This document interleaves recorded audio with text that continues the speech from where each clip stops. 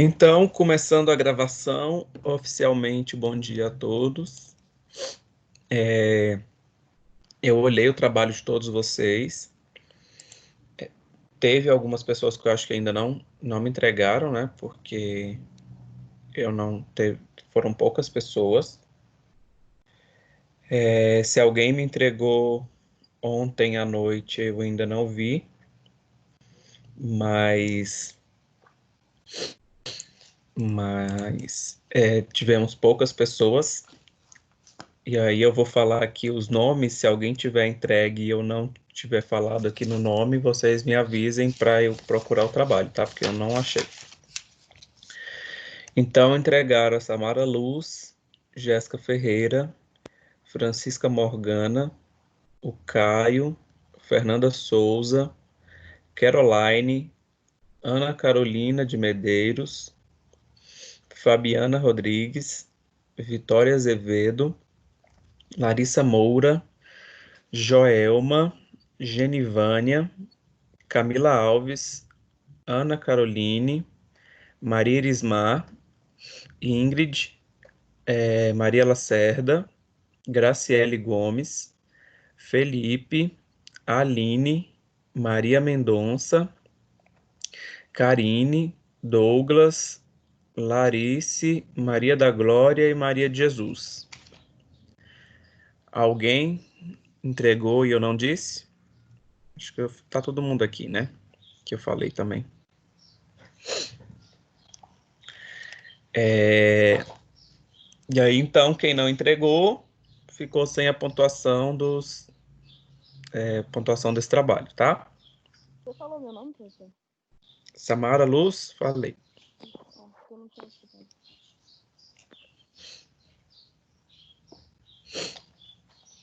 Eu vou projetar aqui não. Sobre o trabalho.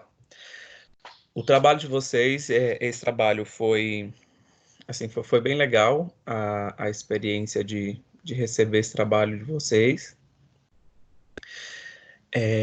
Teve algumas pessoas que conseguiram atingir o objetivo certinho, né, que eu tinha solicitado. Teve algumas pessoas que só me mandaram a imagem e na parte do tratamento colocou o que eu disse que não era para colocar, né, que é colocar só um tratamento específico sem explicar o tratamento. E aí já teve algumas outras pessoas que já fizeram bem completo, né? Que colocaram tratamento, colocaram imagem do tratamento, descreveram o tratamento, né? E era realmente isso que eu queria que vocês fizessem, né? Por isso que eu pedi para vocês não deixarem para a última hora, porque eu sabia que vocês iam fazer uma coisa rápida para entregar. E aí eu corrigi o trabalho de todos vocês, já lancei a nota de vocês, ela já está postada lá no AVA, tá? E se alguém tiver alguma dúvida sobre o aplicativo, que sentiu alguma dificuldade, alguma coisa assim, quiser falar.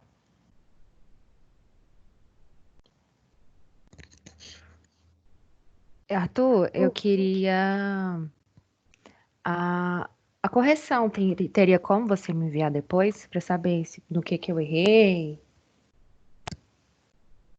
Tem sim. Tá bom. E eu também tive Posso. dificuldade. Tá bom. Eu tive dificuldade com o aplicativo, porque só carregou a imagem de vista anterior. O restante não carregou os resultados. Ah, tá. Mas eu queria mesmo era a correção. E é a Karine. Tá bom.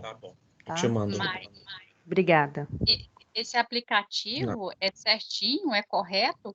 Esse resultado? Não tem falha? Ele dá um resultado,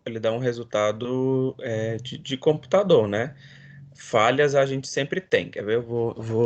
Deixa eu ver, não lembro. Tinha um trabalho que tinha escrito lá que estava alinhado, mas se a gente olhasse a imagem, ele não estava tão alinhado assim. Quer ver? Deixa eu ver aqui qual foi. Deixa eu ver se eu acho aqui o trabalho rapidinho. É por Eu isso que até eu tô falando. comentei, né, Será professor? confiável? Eu até comentei do meu, né, professor? Porque o meu dava pra ver que estava desalinhado e ele disse que estava alinhado. Sim. Quer ver? Vou achar um aqui agora pra vocês.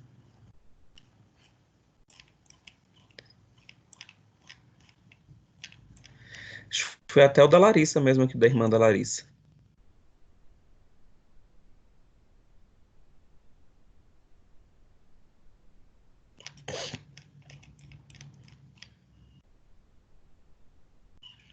Larissa, eu posso colocar a sua irmã aqui, de costas?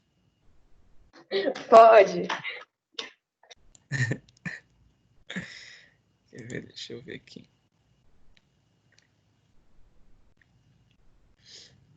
Eu só vou querer também a correção do meu, tá? Depois. Tá, eu vou mandar o de todo mundo. Aqui, ó.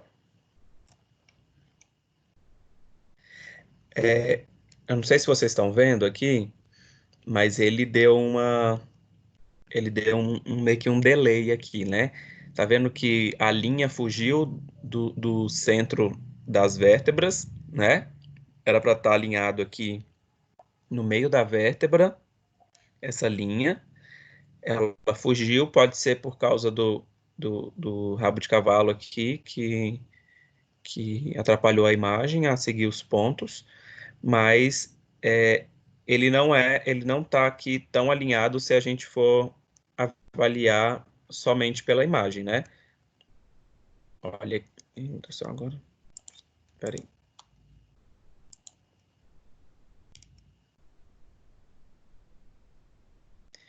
Gente, para tudo que a glória entrou na minha aula.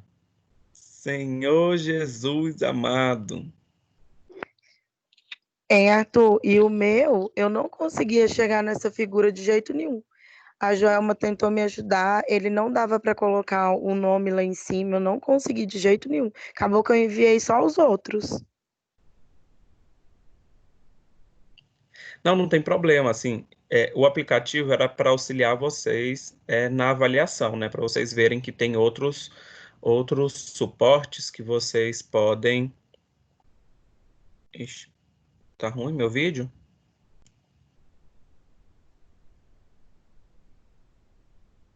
Professor, eu também quase que Fale. não tinha conseguido chegar nesses resultados. Eu tava. Porque assim, quando eu tirava foto, aí tinha lá embaixo resultados, né? Então eu já cliquei logo nele. E ele apareceu o resultado de cada membro. Aí o Felipe até me falou: não, Lari, tem que gerar PDF. Para gerar PDF, que tem que ficar assim, ó. Entendi. Não, mas assim, era só para mostrar para vocês que tem outras formas, tá? Por isso que eu tinha falado para vocês na aula que não era para vocês focarem apenas no aplicativo, que era para vocês olharem também, porque às vezes o aplicativo fala que é alinhado e vocês, na sua percepção, vocês acham que não está alinhado, né? E aí vocês podem discordar do aplicativo, tá? O aplicativo não é um ele não é um 100%, assim, falar, ele falou que tá e pronto. Então, tá, não é assim não. Então, aqui nessa imagem, eita, cadê, meu Deus? Aqui, ó. A gente pode ver que a parte de ombro aqui, se a gente for olhar assim, cru, a gente tem um pouco de desalinhamento aqui no ombro esquerdo. O ombro esquerdo está um pouco mais para baixo do que o ombro direito. E aí aqui segue, ó. Aqui o quadril dela desce um pouquinho mais no direito e sobe um pouquinho mais no esquerdo. Eu não sei se vocês estão vendo, mas tem até uma dobrinha aqui, ó, do lado direito que não aparece do lado esquerdo. Vocês conseguem ver? Sim. Tá? E aí segue isso aqui tudo. Se a gente fosse seguir o aplicativo, a gente ia falar para o paciente que ele estava alinhado e que estava tudo certinho, né? Que ele não precisava fazer nada, só tratamentos preventivos, né? Mas a gente sabe que isso daqui pode gerar e pode ser gerado às vezes por causa de uma bolsa, né?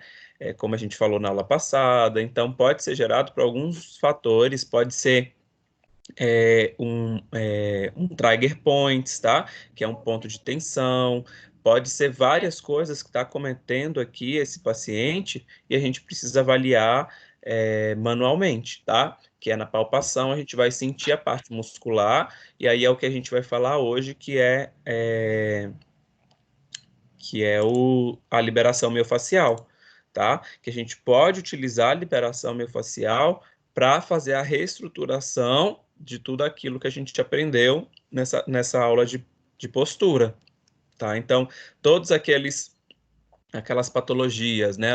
Lordose, hipercifose, hiperlordose, escoliose, tudo isso a gente consegue tratar utilizando técnicas de liberação miofascial, tá? Que aí são as técnicas que tem lá para vocês na unidade 4. Deixa eu ver aqui, quer ver? Tinha a anterior também.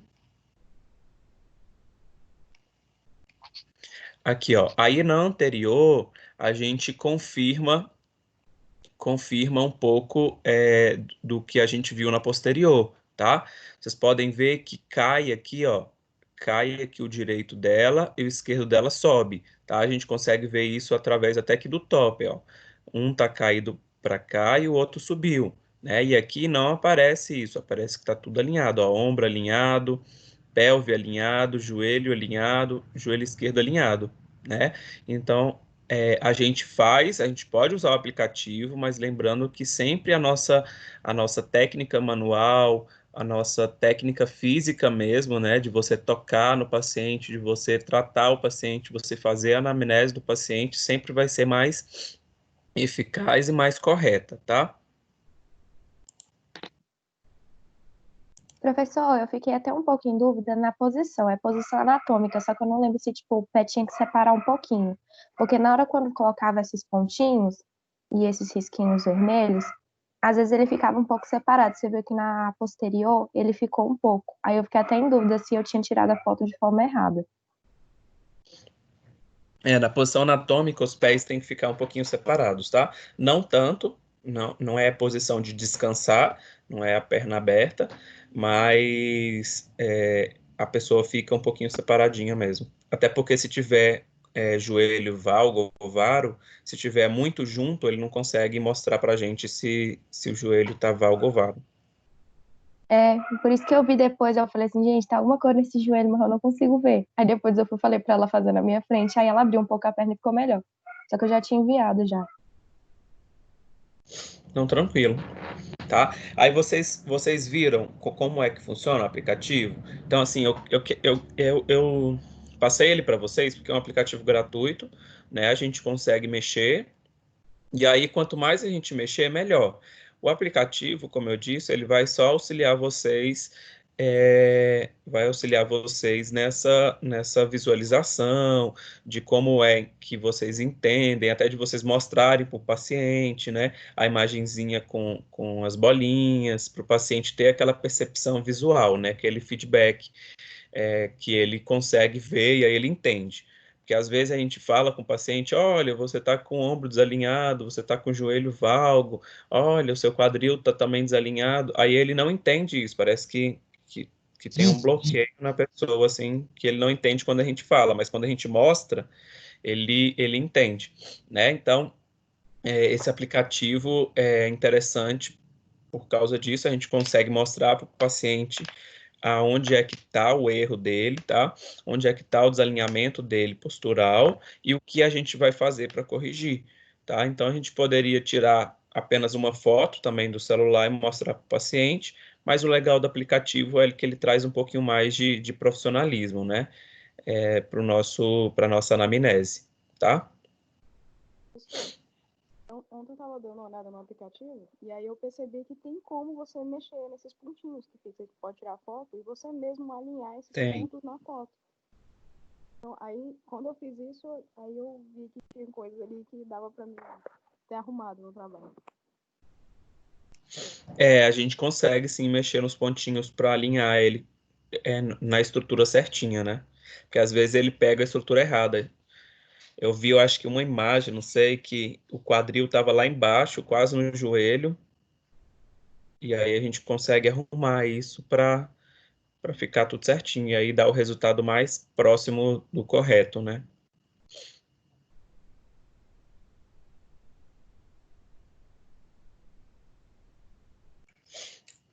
Então, eu vou abrir aqui para vocês o slide, e aí, se vocês quiserem acompanhar através lá da unidade 4, o conteúdo tá lá, de liberação miofascial, tá? A gente vai falar ele hoje, e aí, se vocês tiverem alguma dúvida, vocês me falam. Oi, Douglas. É a 4.2 ou 4.1? Eu não sei, Douglas, qual é o ponto da aula, peraí. É porque eu sigo aqui as minhas aulas, aí tem aula, aqui eu tô na aula de liberação miofascial. Olha aí para mim no livro aí qual é o ponto dela, mas eu acho que é a unidade 4 quase toda, né, que entra liberação miofascial de membro superior, de membro inferior. A 4.1 é técnicas miofasciais e mobilização neural. Isso, técnicas miofaciais, isso mesmo. 4.1. É a 4.2, é a 4. É a 4. Ah! Aí é a sessão toda. Todas. Então. Todas são de miofacial, né? Tratamento miofacial. Então vamos lá. Deixa eu abrir aqui para vocês.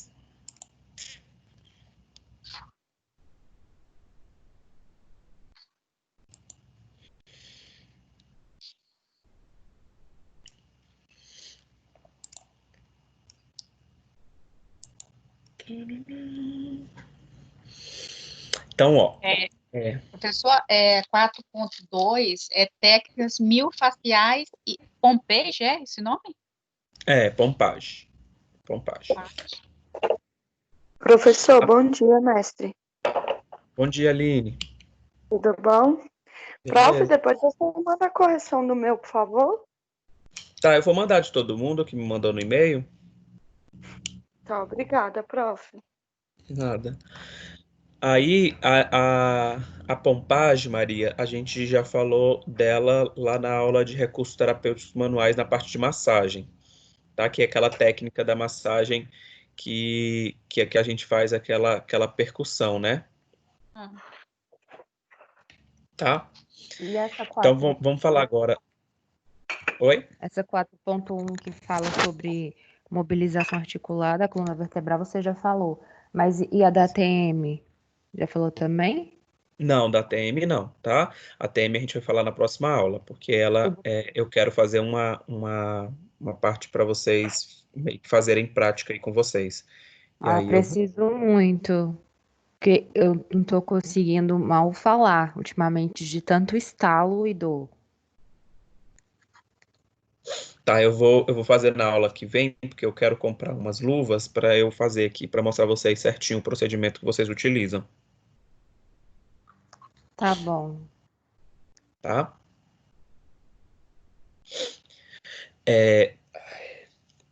Então, vamos lá. Liberação miofascial.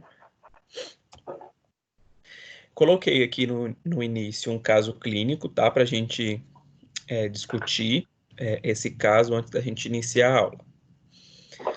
Paciente do sexo feminino, 49 anos, 63 quilos, 1,65 m, com queixa de dor lombar e abdominal há 5 anos, com piora há 2 anos. Há 9 meses havia sido submetida à cirurgia para tratamento de hérnia de disco lombar, com melhora discreta do quadro álgico. Na consulta inicial, queixava-se de dor lombar, com irradiação para a região inguinal esquerda, contínua, com intensidade da dor avaliada pela escala analógica visual igual a 8. Em uso de fórmula por via oral, contendo fluoxetina, meloxicam e amitriptilina, há aproximadamente 1 ano. Ao exame, apresentava dor à palpação do músculo psoas e dor à rotação com flexão da coluna lombar. palpação de discos intervertebrais e facetas articulares normais e exame neurológico sem alterações. Aqui eu coloquei para vocês uma manobra, tá, do músculo do psoas, que é... Deixa eu ver. Vocês estão vendo o slide inteiro ou aparece um quadradinho tampando aqui ele? Tô vendo todo. Ah, não, beleza. O slide inteiro. Aparece um quadradinho pequeno tampando. Tá. Então, essa manobra aqui de psoas é para a gente identificar se tem algum tipo de processo inflamatório na musculatura, tá? É um teste especial que a gente pode realizar para a gente ver se o problema está na musculatura ou se o problema realmente é na vértebra ou no nervo, tá? Então, quando a gente utiliza, a gente fez lá a palpação desse paciente, né? E o relato desse paciente é que ele sente uma dor lombar, né? Que é uma dor meio que irradiante.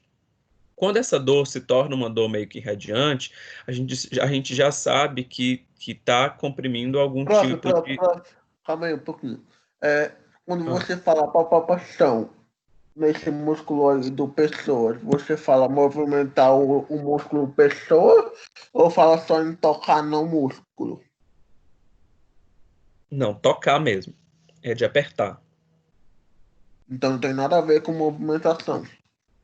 Não, você pode movimentar também na palpação. Você pode segurar o músculo, movimentar ele, você pode apertar. É porque como o psoas é um músculo um pouco mais profundo, você não consegue movimentar ele, porque você não vai conseguir pegar nele, entendeu? Entendi. Aí sempre a pressão, ela vai ser mais eficaz do que, às vezes, até a mobilização daquela musculatura. Valeu. Falou. E aí, essa manobra do psoas, esse teste especial, vai dar para a gente uma movimentação, né? Você vai conseguir movimentar a musculatura, e aí, se for a musculatura que está atingida por causa de alguma lesão, por causa de alguma dificuldade, essa musculatura vai refletir para a gente o processo que ela tem, né? Então, se for processo inflamatório, vai gerar dor, e aí a gente chama de sinal positivo de manobra do psoas, tá? Esse sinal positivo mostra que o problema pode ser, além de vertebral, pode ser também muscular, tá? Pode ser um processo inflamatório da própria musculatura, e aí, como essa musculatura está inflamada, ela acaba comprimindo o nervo que passa lá sobre ela, né? E gera irradiação daquela dor para a perna, para a coxa, tá? Então, a gente precisa fazer essa manobra para a gente identificar. Eu tenho um livrozinho, depois eu vou ver se eu consigo escanear ele para vocês, os testes especiais, tá? Ele é um livro bem legal de vocês estudarem, tem todos os testes especiais. Na verdade, eu não sei nem se esse livro está comigo, acho que eu emprestei ele para algum aluno. Tem todos os testes especiais que vocês precisam utilizar na atuação clínica de vocês. Então, eu quero descobrir se realmente essa pessoa aqui tem uma hipercifose ou tem uma escoliose. Aí lá tem um teste especial que você faz para você avaliar se realmente tem ou não aquela patologia. Tá? Então, o teste especial ele é considerado os testes clínicos que nós, fisioterapeutas, realizamos nos nossos pacientes para confirmar um diagnóstico. Tá? Então, vamos supor que o médico chegou para você e falou que o paciente está com hérnia de disco. Ou o médico chegou para você e falou que o paciente está com o nervo ciático, né? Inflamado. Então, como é que você concorda com isso apenas com o exame médico? Não, a gente não precisa concordar apenas com o exame médico. A gente pode ir lá, pegar os nossos testes especiais e realizar no paciente para que a gente consiga fazer realmente uma confirmação, né, do laudo médico. Não que a gente está desconfiando do médico, mas que a gente tem autonomia de comprovar e de confirmar aquilo que o médico colocou lá como exame clínico, tá?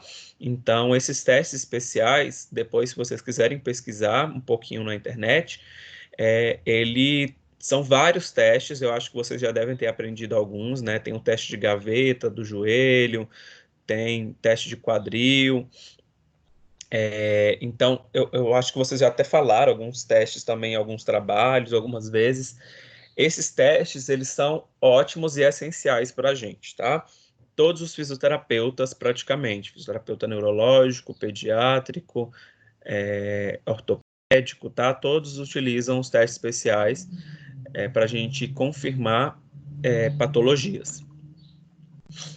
Então, aqui no caso desse paciente, a gente pode fazer a manobra do Pessoas, tá? Que a gente vai confirmar, e aí na palpação a gente vai identificar onde é que está o ponto de dor.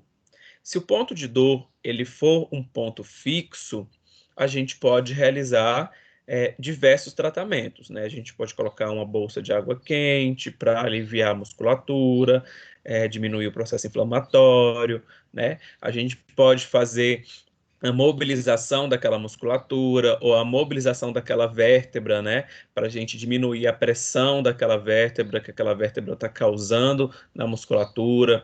Pode ser que aquela vértebra esteja girada, né, a vértebra esteja colocada de forma errada, e a gente pode fazer uma manipulação, tá, vertebral, que é diferente de mobilização, tá? Na manipulação a gente vai fazer aqueles estralos, a gente vai devolver a vértebra para o lugar dela. Então a gente pode realizar todas essas técnicas que são consideradas técnicas manuais, tá?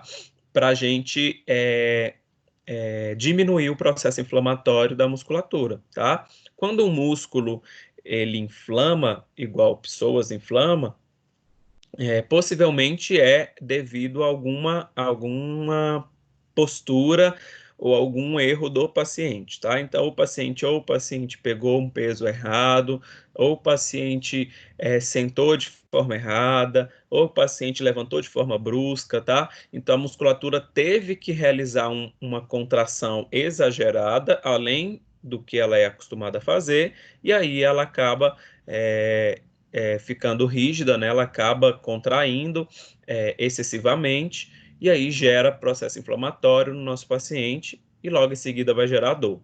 Então, quando a gente fala de inflamação de pessoas, a gente pode realizar a mobilização da musculatura, tá? E aí a mobilização dessa musculatura, como ela é profunda, a gente vai fazer de forma profunda, tá? Então, a gente vai fazer a palpação, vai utilizar a mesma técnica, na verdade pode, né? Pode utilizar a mesma técnica da massagem relaxante, né? Que é o movimento profundo e devagar. A gente vai tocar lá na musculatura do psoas e vai fazer o movimento profundo e devagar de forma circulatória, tá? Então, essa forma de apertar o psoas de forma profunda e devagar e movimentos circulatórios, você está mobilizando aquela musculatura, tá? Você está causando para aquela musculatura estímulos de relaxamento, né? Levando mais sangue para aquela musculatura, levando mais oxigenação para aquela musculatura, tá? Diminuindo a tensão das fibras neuromusculares, e aí você vai conseguir realizar um relaxamento e uma diminuição desse processo de dor do paciente, tá? Outra coisa que a gente pode fazer além da termoterapia, né, que é colocar bolsa de água quente e tudo mais, a gente pode fazer a liberação miofascial, tá? A liberação miofascial, nós podemos fazê-la de forma manual, tá? E aí de forma manual é com essa pressão que eu disse para vocês, ou a gente pode realizar ela de forma com aparelhos, tá? Que a gente pode utilizar o gancho de crochetagem, a gente pode utilizar o gua sha, né? Que é uma pedra tailandesa. Você pode utilizar a ventosa, tá? Que é uma técnica chinesa. Tá? Então, vocês podem utilizar outras coisas para auxiliar vocês nesse tratamento, tá? Então, hoje a gente vai falar um pouquinho sobre isso. E aí, se alguém tiver alguma dúvida no decorrer, vocês podem me parar, tá? E perguntar. Tranquilo?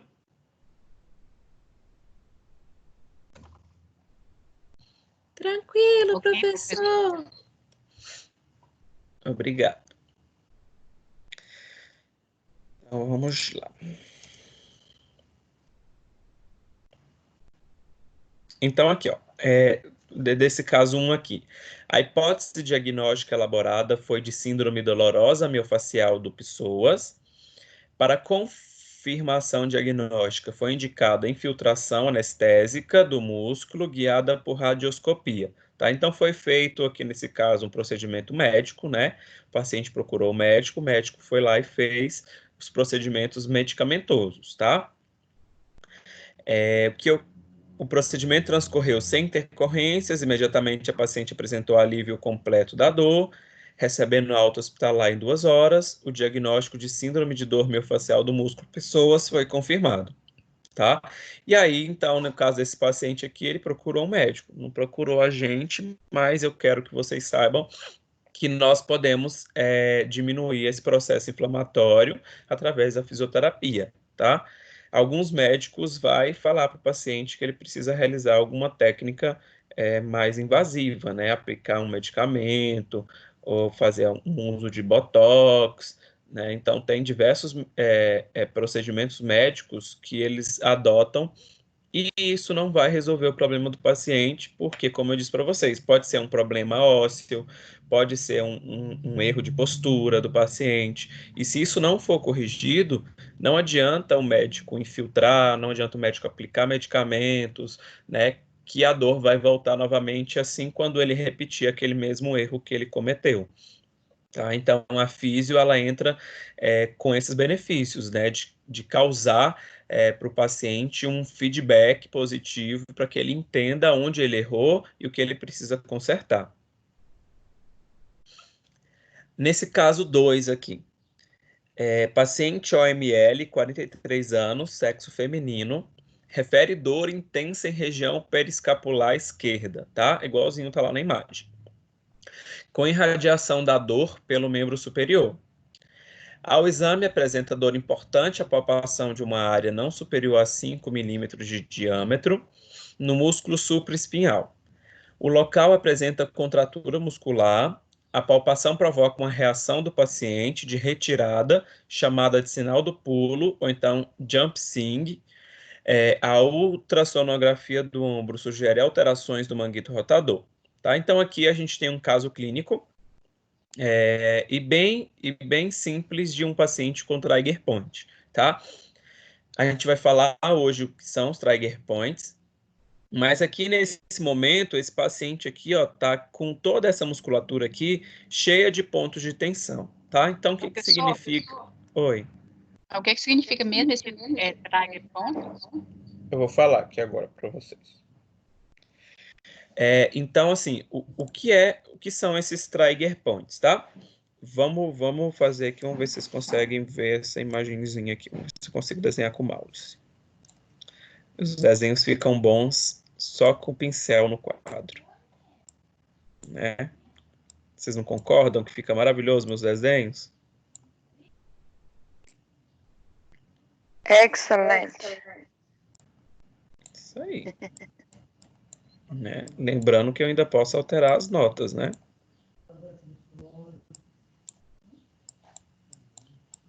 Então, ó, vamos imaginar, assim, de forma bem, né? Aproveitar que tá todo mundo acordado, assim, bem renovado. Vamos imaginar que isso aqui seja um músculo, tá?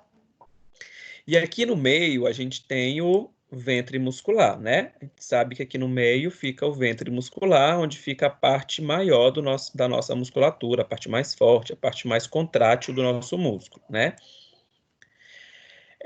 Aqui no músculo, a gente vai ter as fibras musculares, e aqui nas fibras musculares a gente vai ter os fusos neuromusculares, né? Que eu já disse para vocês algumas aulas aí já atrás.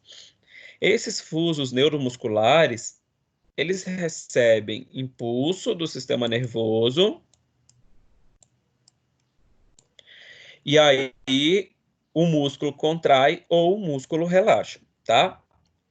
Então, lembrando, esse fuso neuromuscular aqui, ele não tem o estímulo de relaxar. O que que ele vai ter? Ele vai ter o estímulo de contrair. Se ele contrai e não contrai, o não contrai a gente chama de relaxa, tá?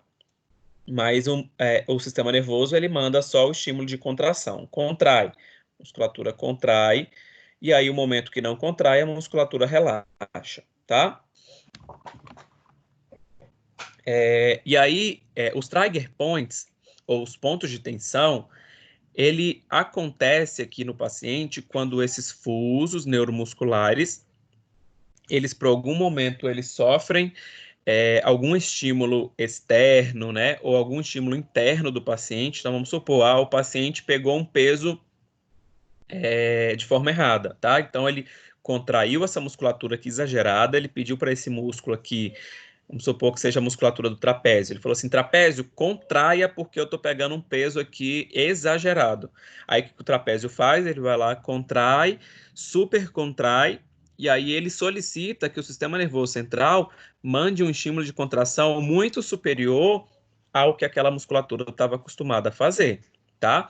E aí esses fusos neuromusculares, eles vão ter que contrair assim de forma exagerada, e aí esse exagero de contração pode gerar meio que um emaranhado, tá? De fusos neuromusculares. As fibras, elas precisam contrair demais, e aí isso daqui gera um emaranhado de fusos neuromusculares. Esse emaranhado aqui vai gerar depois no paciente os trigger points, tá? Que aí quando a gente toca, a gente sente aquele meio que parecendo aquele carocinho, né? É um ponto super doloroso na hora que a gente faz o toque, né? E a gente sabe que aquilo lá, que naquele lugar existe um ponto de tensão muscular, tá? Então você consegue tocar, você consegue sentir, o paciente vai relatar para você estímulo de dor, né? Então você sabe que lá é um ponto doloroso. E a gente sabe que aqui entre a musculatura passa nervos, né? Então, a nossa musculatura, ela é inervada pelo sistema nervoso periférico, né? Ela é inervada por todo o sistema nervoso periférico. Se a gente vai ter aqui uma fibra muscular que não está mais aberta, igual estava antes, ela fechou e gerou um emaranhado aqui, fazendo esses trigger points, vocês concordam comigo que o sistema nervoso periférico, que está inervando aqui essa fibra muscular, vai estar sendo afetado? Sim ou não? Sim. Sim. Sim. Então, e aí esse afetamento aqui do sistema nervoso periférico vai causar o que no paciente?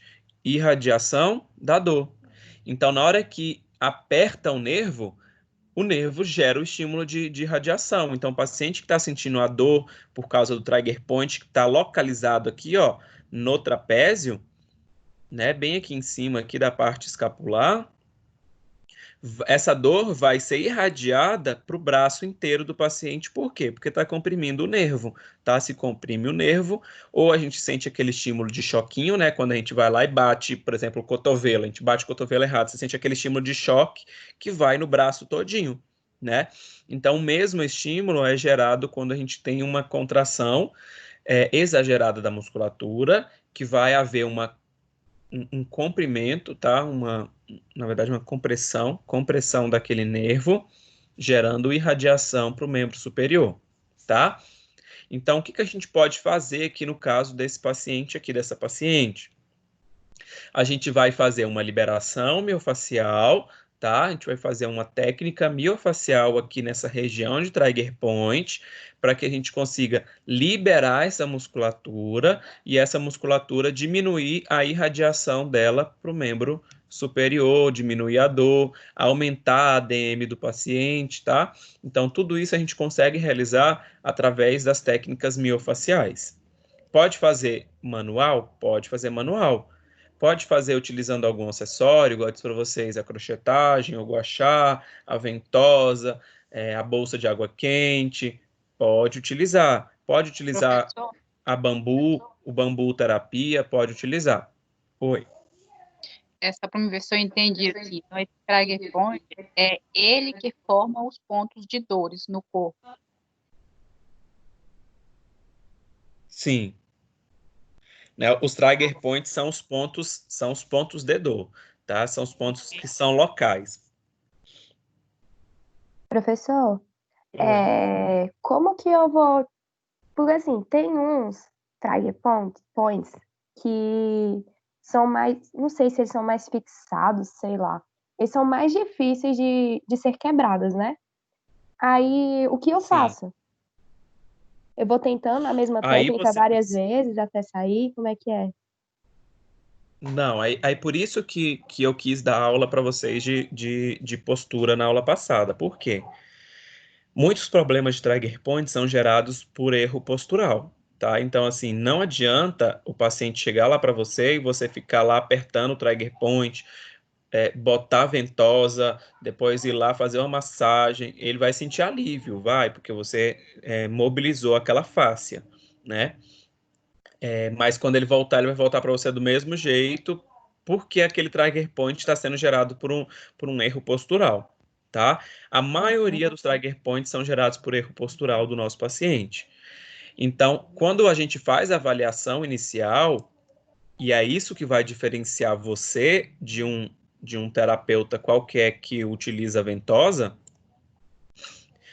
quando a gente faz uma avaliação inicial, onde a gente vai fazer avaliação postural, a gente vai identificar onde é que está os pontos de incoerência aqui do paciente. Ah, esse ombro aqui está mais alto do que o ombro de cá. Ah, esse quadril de cá está mais baixo do que o quadril daqui. Ah, logo em seguida, a gente percebe que o tornozelo do paciente aqui está em supino, né? E esse daqui também está em supino. Tá? Ah, esse joelho aqui está em varo.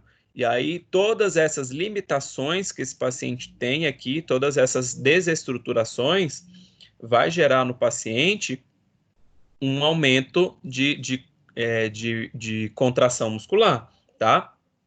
E essa contração muscular vai gerar trigger points, que são os pontos de tensão, e isso daqui só vai ser corrigido assim 100% depois que a gente fizer uma correção postural do nosso paciente, uma correção dos hábitos do nosso paciente. Tranquilo? Aham. Alguém me ligando. Então tá.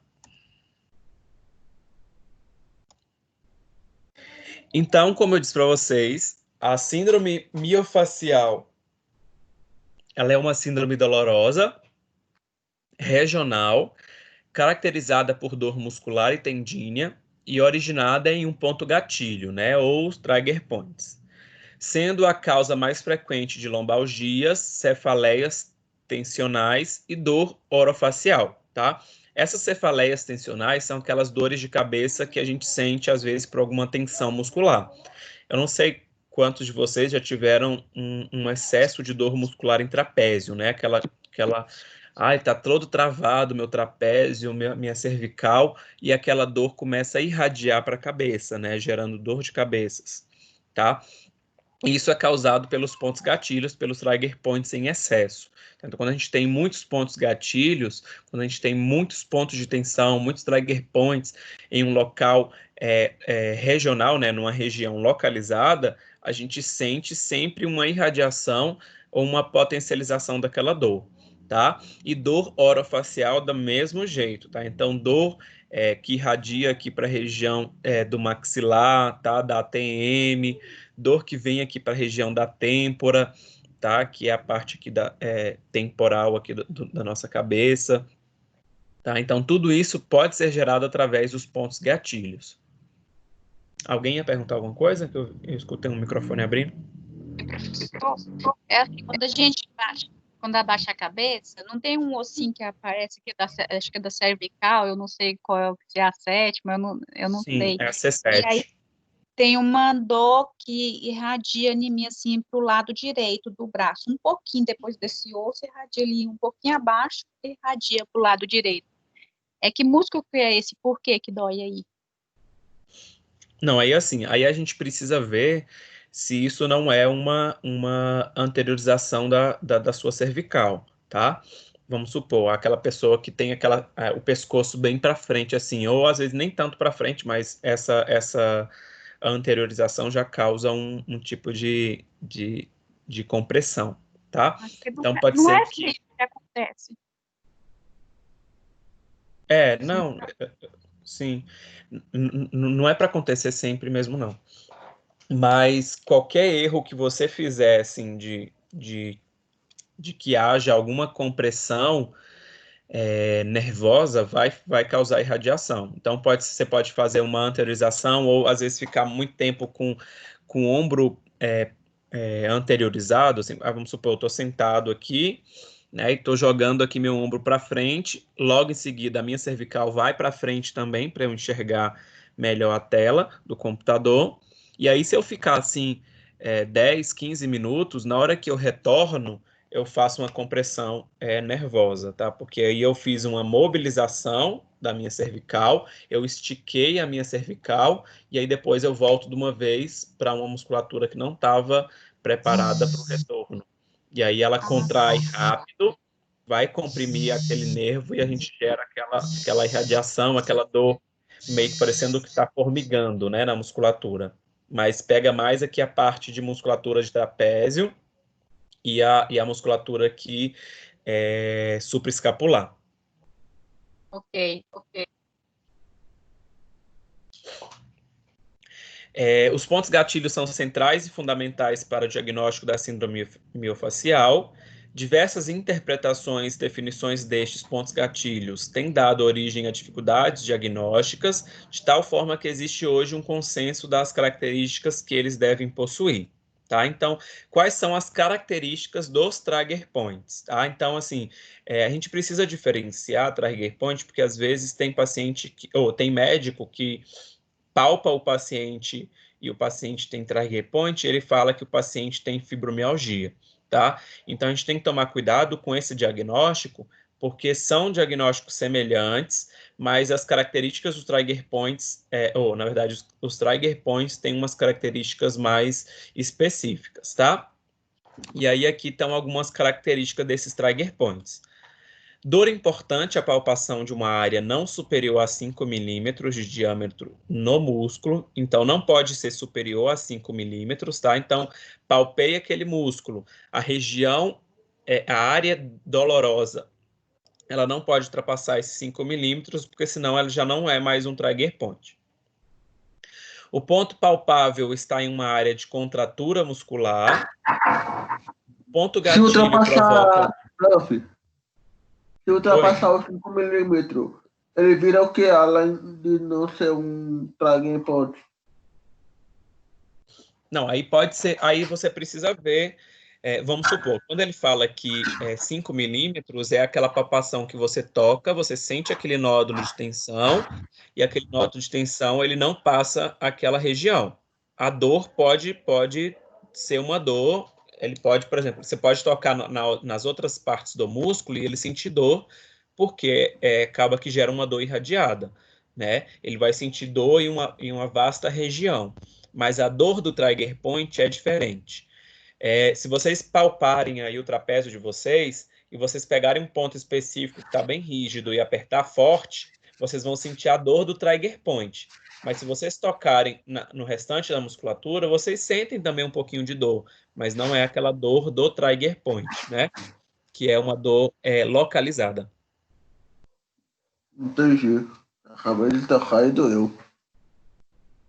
Você entendeu? Aí toca para vocês verem. Vocês sentem o nódulozinho de tensão, ele não ultrapassa esses 5 milímetros, né? Então você toca assim nele, sentiu ele.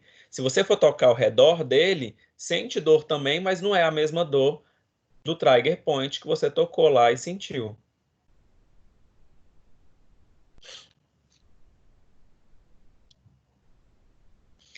Então, o ponto palpável está em área de contratura muscular.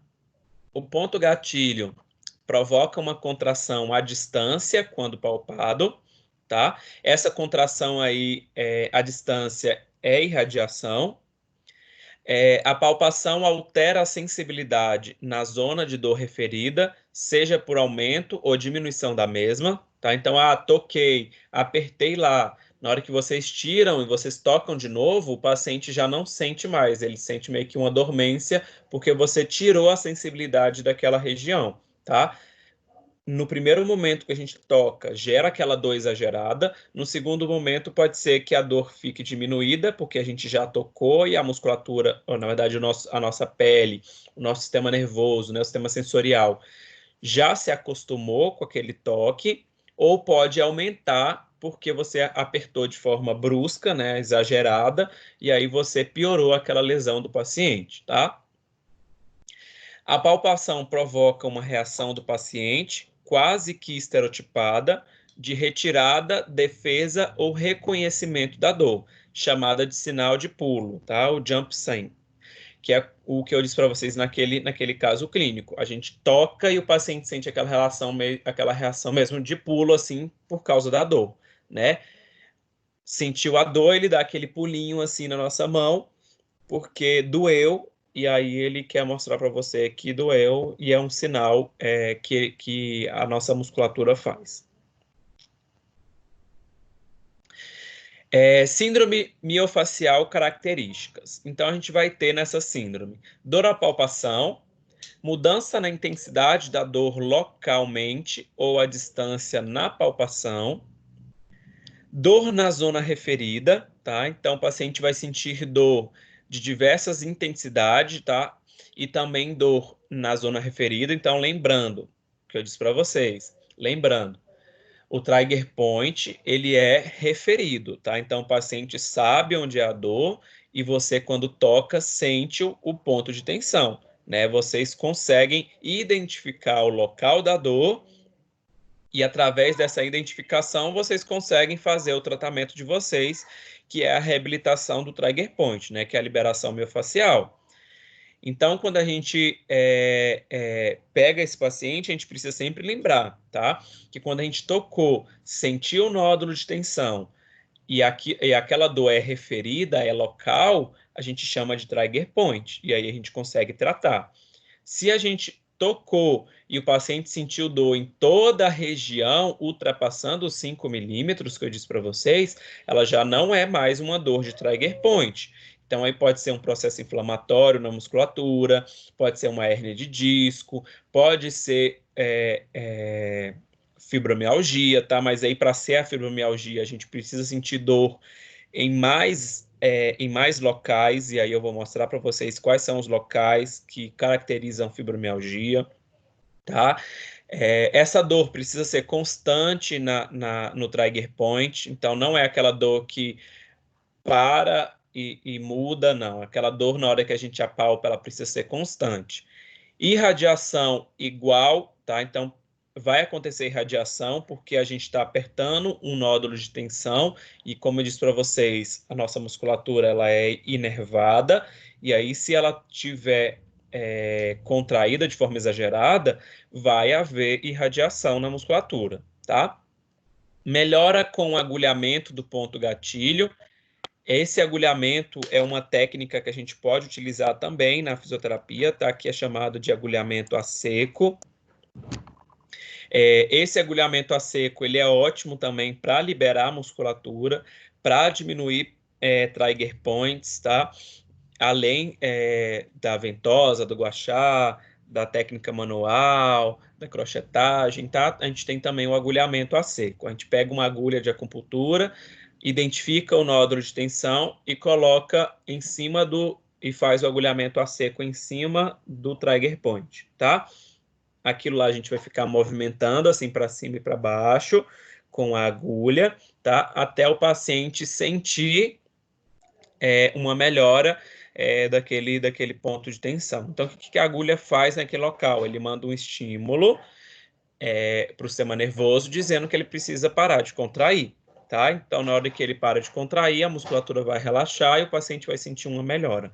Então, esse é mais ou menos o sentido do agulhamento a seco.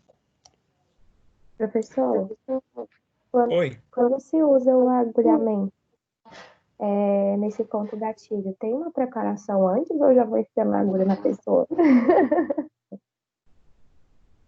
Não, a gente faz a asepsia do local, né, sempre antes de realizar o agulhamento e avisa para a pessoa, mas não tem mais nada. A gente pode realizar uma massagem relaxante, porque às vezes não precisa fazer preparação não de pele não. Tá? Assim, eu gosto de quando eu faço agulhamento em alguém, eu gosto de de fazer uma massagem, uma diminuição do trigger points antes manual. Por quê? Porque às vezes a gente pega um trigger point que está tão grande, na hora que a gente coloca a agulha nem entra, ela chega entorta assim, ó. E porque como a agulha é flexível, ela vai entortar e não vai realizar o que a gente quer. Então a gente precisa diminuir um pouco, identificar como é que está aquele trigger point, se é um trigger point muito grande, está muito duro, né? Diminuir um pouco de forma manual para depois fazer o agulhamento, tá? Porque aí a gente consegue ter uma potencialização do nosso tratamento. Professor, e coloca, tipo, no meio do trigger point, dói muito, qual a reação do paciente que a gente tem que estar analisando para, tipo, na hora de tirar, coloca até a metade, como é que é isso? É no meio mesmo, no meio do trigger point, no meio do trigger point, e ele não sente dor porque aquela região é a região que está com sensibilidade diminuída, né? Então, ele não vai sentir o agulhamento.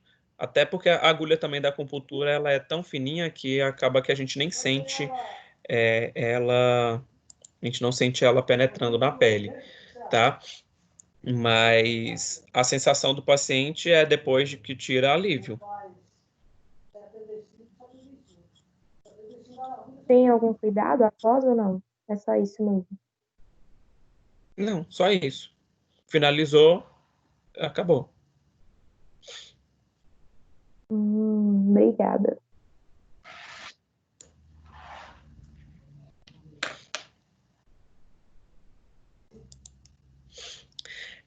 Então, a gente tem também sintomas associados, tá? Que pode ser algum sintoma associado a essa síndrome miofascial, tá? O trigger point pode estar sendo associado a alguma coisa. Pode causar parestesias, tá? Que é formigamento, diminuição de sensibilidade, tá? Alterações funcionais gastrointestinais, dependendo de onde está a síndrome. O paciente pode sentir dores no estômago, tá? Por causa dessa inervação, né? A gente sabe que o nosso nervo, o mesmo nervo que inerva a musculatura, inerva também outras estruturas. Então, se ele está afetado, vai gerar também alterações naqueles órgãos que eles inervam, tá? Então, essa irradiação pode irradiar para algum outro local e o paciente sentir uma dor abdominal, sentir meio que um sintoma de gastrite, de cólica, tá? Por causa de trigger points.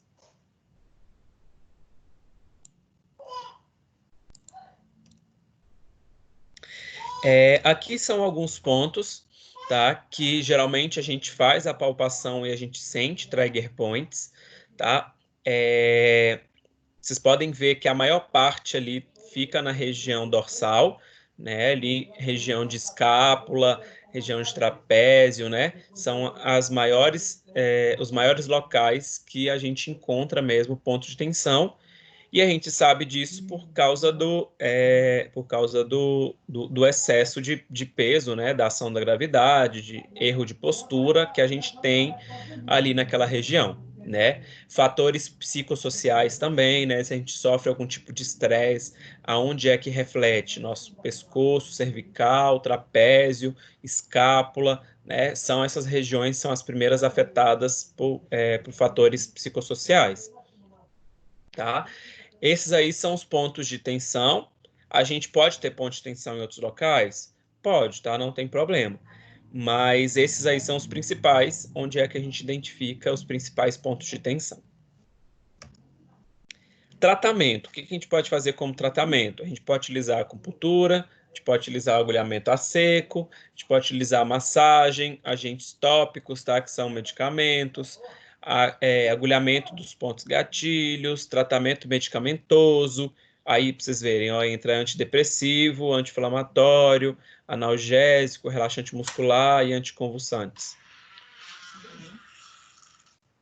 Vai te ver, mas pode.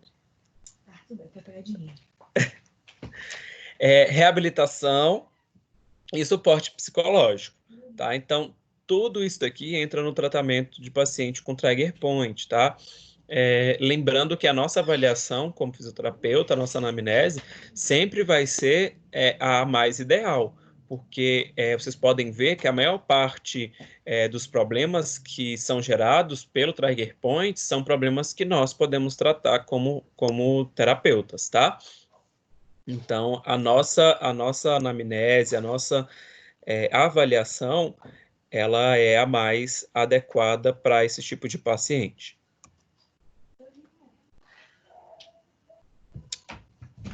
Peraí, rapidinho, gente.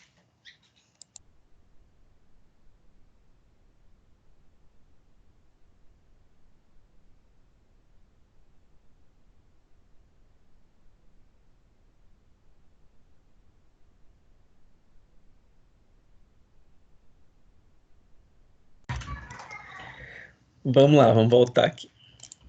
Então, aqui eu coloquei um caso clínico aqui, o 4, tá? Relato do caso. Mulher, MTS, 23 anos, refere que há 4 anos iniciou quadro de dor musculoesquelética difusa em praticamente todo o corpo, que piora com temperaturas baixas, esforço físico e tensão emocional, acompanhada desde o início de fadiga, esquecimentos e distúrbios do sono. O sono não é reparador. No caso desse paciente, quando ela chega para a gente assim, com esse caso, com esse relato, a gente já é um relato já bem semelhante à fibromialgia, tá? Por quê? Ela sente uma dor, olha, já refere a 4 anos, iniciou quadro de dor musculoesquelética difusa, então ela sente dor, né, que espalha em praticamente todo o corpo e piora com temperaturas baixas. Temperaturas baixas e fibromialgia não combinam, tá? Então, quando a gente chega nessa época de frio, pacientes que têm fibromialgia, eles têm a potencialização do processo inflamatório, processo de dor deles. E aí é um outro sinal de fibromialgia, tá? Esforço físico e tensão emocional, acompanhada desde o início de fadiga, esquecimentos e distúrbios do sono. Tem estudos que falam que a fibromialgia está diretamente ligada com a parte emocional, tá? Então, o paciente que tem depressão, que tem ansiedade, que sofre de fatores psicossociais e psicoemocionais, esses pacientes, eles têm a chance maior de desenvolver fibromialgia do que pacientes que têm a parte psicológica reforçada, tá? O emocional equilibrado. Então, esses pacientes, eles vão ter, podem adquirir a fibromialgia, tá? E essa dor, ela tá super ligada a essa parte emocional do paciente. Então, levar esse paciente para um psicólogo e tratar esse paciente de forma psicológica, né? Tratar a emoção do paciente, a gente consegue diminuir muito, muito, muito o quadro de dor de pacientes com fibromialgia, tá? Às vezes o paciente chega até ser tratado assim de forma completa, sem sentir mais dor da fibromialgia. E aí a diferenciação da fibromialgia para o trigger point é que essa dor ela é musculoesquelética, ela é difusa e sente praticamente em todo o corpo do paciente, tá? Alguém quer falar alguma coisa? Vocês estão me ouvindo ou foram tomar café e me deixaram aqui com fome? Estou ouvindo. Inclusive, eu quero uma fisioterapia para amenizar toda a fome. Eu também quero. A fisioterapia que eu quero é pão com manteiga, salame.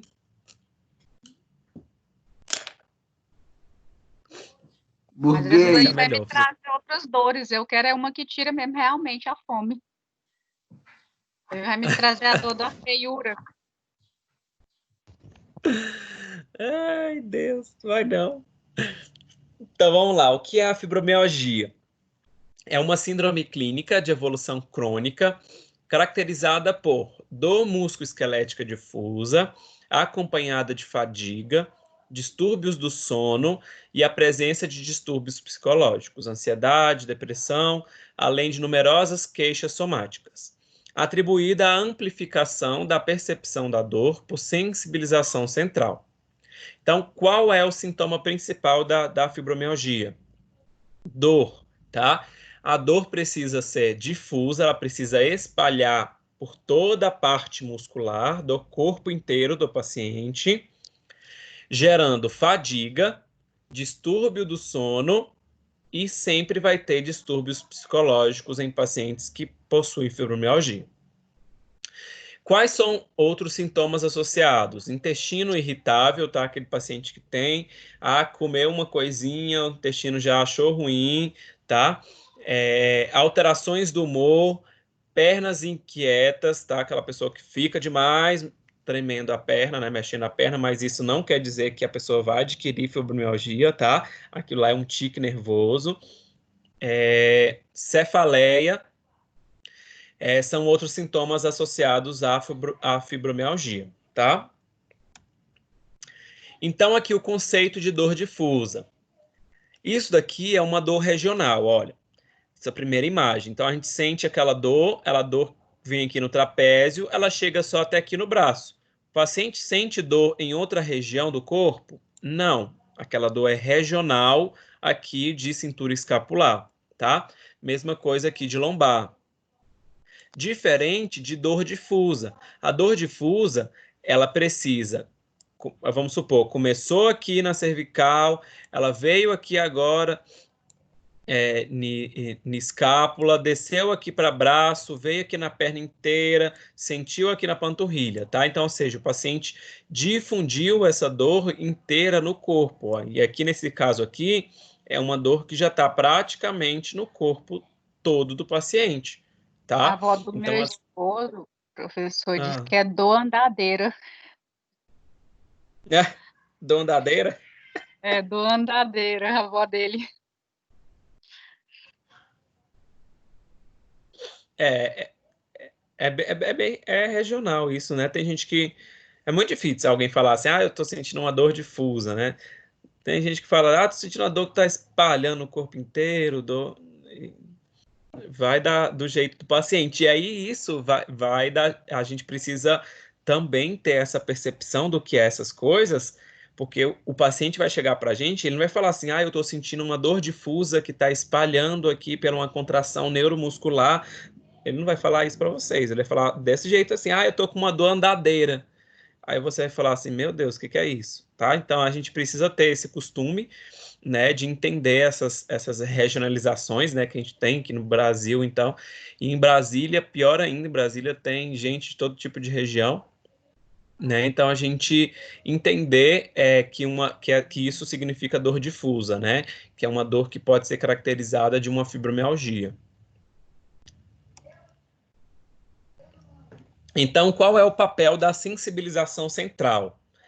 A sensibilização central, tá? Essa sensibilização é o que eu falei um pouquinho lá para vocês. Então, vamos lá. A gente tem aqui a parte muscular. A parte muscular, ela tem os fusos neuromusculares, né? Que vai gerar o estímulo aqui para o nosso córtex, tá? Que esse córtex, né, que fica aqui, vai gerar o estímulo aqui para o nosso encéfalo, ele vai dar para a gente a resposta, e a resposta vai ser devolvida através da via descendente aqui para o nosso corpo, tá? Quando esse paciente tá com problemas de nervo muscular, algum problema gerado, vamos supor, tá com a fibromialgia, tá com trigger point, o que vai acontecer com isso daqui? A gente vai potencializar, ou então a gente vai amplificar, tá? A via aferente, que é a via que vai levar lá para o encéfalo, lá para o córtex, a informação. Então, a gente amplia essa via aqui, essa via vermelha, tá? Ela é ampliada, ou seja, tá doendo, tá doendo. Então, vai gerar essa potencialização aqui para o córtex. Essa potencialização vai chegar lá e vai dar a resposta para a gente, né? Inibe isso daí, né? Inibe, dói. Então, para de mexer, para de movimentar, tá? Isso daqui vai descer pela via descendente, tá? Do nosso encéfalo. Então, vai ter uma potencialização por causa do estímulo de dor, que está causando aqui na nossa musculatura. Essa potencialização vai chegar aqui no nosso encéfalo como resposta, e aí ele vai precisar codificar isso daqui e devolver para a gente um estímulo, tá? E aí a gente devolve geralmente um estímulo de dor e um estímulo de inibição, que pode gerar hiperalgesia, né? A gente vai dar um formigamento, uma diminuição da sensibilidade da pele do paciente, ou um aumento daquela sensibilidade da pele do paciente, tá? Isso aqui pode ser tanto hipo quanto hiper. E esse efeito que o córtex vai mandar para a gente é o que a gente sente no corpo. Então, isso é super rápido. Sentiu o estímulo, vai mandar para o córtex vai devolver informação, e a informação é o que a gente sente. Então, a gente vai sentir dor, a gente vai sentir formigamento, a gente vai sentir limitação de movimento, tá? Toda essa sensibilidade, tudo isso que a gente sente no nosso corpo físico vai ser gerado por uma resposta que o córtex mandou para a gente, devido a um processo inflamatório que a gente mandou para o córtex. Entenderam a sequência?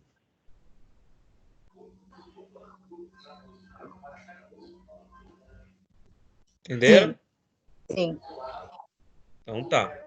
Nosso corpo manda a informação chega no córtex, o córtex devolve com a resposta e a gente sente no corpo de novo, tá? Então é um processo interno que foi gerado na nossa musculatura, pode ser uma pancada, pode ser um murro, pode ser uma batida na quina da mesa, tá? A gente só sente aquela dor porque gerou um fator externo ou interno, ou os dois, né? O fator externo gerou um fator interno, e esse fator vai gerar uma informação para o córtex, que o córtex vai ter que decodificar aquela informação e devolver para a gente como uma resposta. E aí a resposta do córtex que devolve é dor. Então a gente sente aquele estímulo de dor instantâneo no nosso pé, né? No nosso braço, onde é que você levou aquele estímulo interno ou externo, tá? No caso da fibromialgia, esse estímulo ele fica 24 horas frequente. Então, é o tempo todo a musculatura mandando informação para o córtex dizendo tá doendo, tá doendo, tá doendo, tá inflamado, tá inflamado. E aí a gente tem fatores psicológicos que vão atuar diretamente aqui no nosso cérebro, no nosso encéfalo, que vai chegar para ele e vai falar assim: eu não posso, eu tô triste, eu não dou conta, tá difícil. E aí tudo isso aqui vai diminuir essa via descendente, tá? Essa parte inibitória da dor. Então, vai ter o quê? Menos efetividade no caso do paciente com fibromialgia. Porque fatores psicológicos vai dizer sempre para o nosso corpo que a gente não pode. Uma pessoa com depressão é uma pessoa que na cabeça dela, ela tem aquele estímulo de que ela não pode, eu não consigo, não dou conta, não vai dar, eu não quero, tá? Sempre o não, né? Então, esse estímulo vai trazer, né? Vai fazer com que a via descendente da informação aqui do córtex, ela tenha uma menor efetividade na parte inibitória da dor. Então, se a gente não consegue inibir a dor vai ser menos, então o paciente vai sentir mais dores, e essas dores vão ser difusas em vários locais, porque o córtex não consegue decodificar onde é que está aquela dor, né? Como a dor, ela tem um fator exclusivo de fatores psicológicos, esse fator psicológico vai afetar e vai potencializar, amplificar a via aferente, tá? Então vai ser toda hora dor, dor, dor, dor, dor, dor, dor, dor, dor, e a via descendente aqui vai estar inibida, ela não vai conseguir saber aonde é o foco da dor, ela vai gerar dor de forma global para o nosso paciente, tá?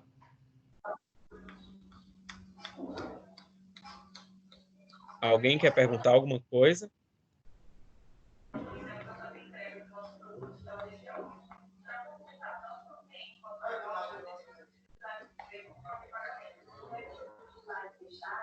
Alguém que está com o microfone ligado.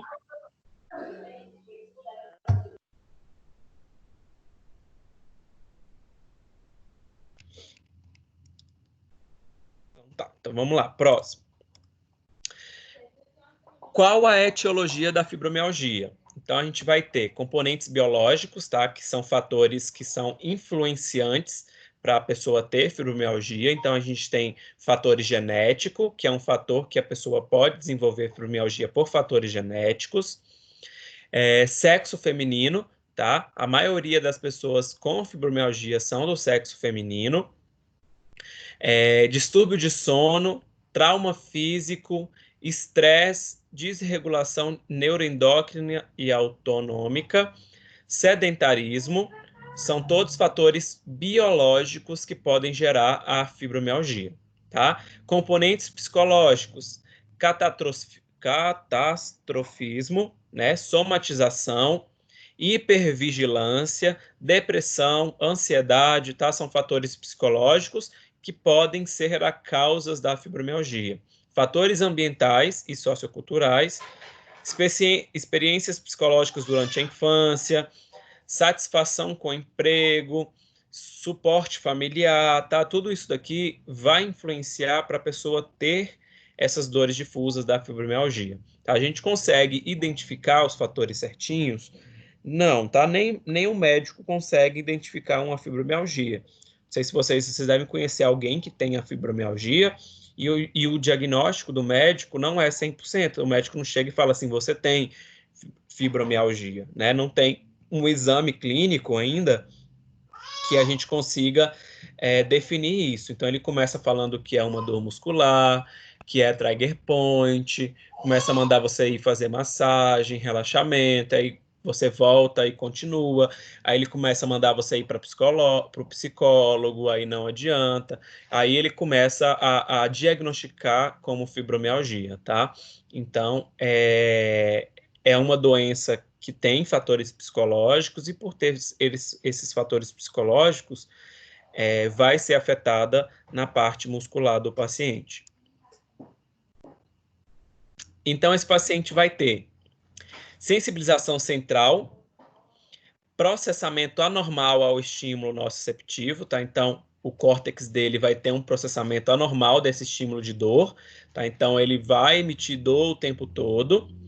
Diminuição da tolerância à dor a estímulos periféricos, então esse paciente ele vai ter, né, uma diminuição dessa tolerância, então qualquer toque que a gente fizer na pele do paciente, ele vai sentir dor, tá? Então o paciente que tem fibromialgia, de tocar assim a pele dele, as estruturas, ele já sente o estímulo de dor, então ele diminui essa tolerância, né, desse estímulo.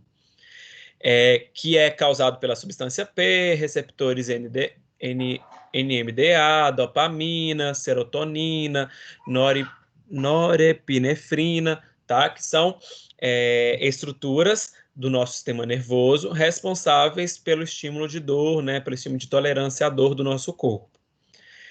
Disfunções endócrinas, né? Pode gerar disfunções endócrinas no nosso paciente, o paciente pode engordar, principalmente pelos fatores psicológicos, né? Não sei se vocês já viram, mas geralmente pacientes com ansiedade, pacientes com depressão, eles tendem a engordar, né? Então, isso tudo gera pela disfunção endócrina, disfunção cognitiva e alteração do sono, tá? Principalmente o sono REM, que é o sono que dá o descanso, né, para a pessoa, é o sono mais profundo.